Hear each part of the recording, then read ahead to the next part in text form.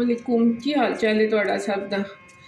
चलो अज ना मैं मैश पोटैटो बनाने लगी सा ते मैं कहा चलो तुहाडे नाल भी शेयर करनी है।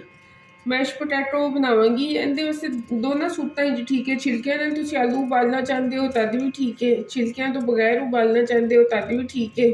मैं ते छिलका उतार के ना अनबॉयल करांगी ते फिर मैं इहदा बनावांगी मैश पोटैटो। इत्थे साडे आलू हो गए जे तैयार तो इनू मैं अच्छी तरह ना मैश कर लवांगी। अच्छी तरह इहदे किसी किस्म की ना कोई गुठली नहीं रहनी चाहिए। अच्छी तरह इनू तुसीं मैश कर लो तो उस तो बाद फिर मैं अगे दसनी अगे की करांगे।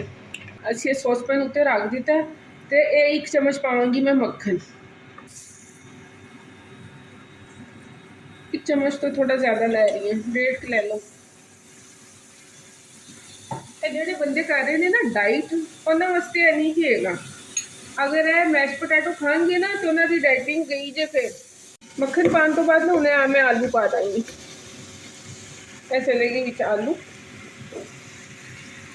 मैं आलू उबालन लगे ना विच नमक पाया सी, तुसी देख लेना। अगर तो नमक फिक्का लगे तो थोड़ा जिना नमक और पा लेना, अगर नहीं तो फिर उस नमक से गुजारा करना।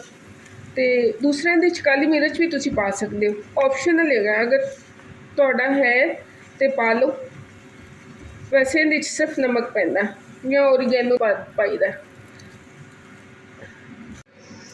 ये तकरीबन अद्धा पैकेट क्रीम पावांगी इहदे च। इस तो बाद इन्हूं अच्छी तरह तुसी ना मिक्स कर लेना। ये बिल्कुल मुलायम हो जाए, ये तुसी देखोगे भी ये बिल्कुल मुलायम हो जाएंगे। इन चम्मच की मदद दे नाल अच्छी तरह ना मिक्स कर लो।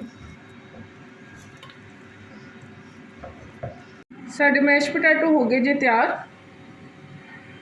तुसीं इन चिकन स्टेक के नाल भी खा सकते हो, कबाबा के नाल भी खा सकते हो, तुहाडी मर्जी जिन्ने नाल मर्जी खाओ। ए जी मैश पोटैटो तैयार। तो इनू ट्राई करना तो अपनी दुआवां याद रखना। रब रख।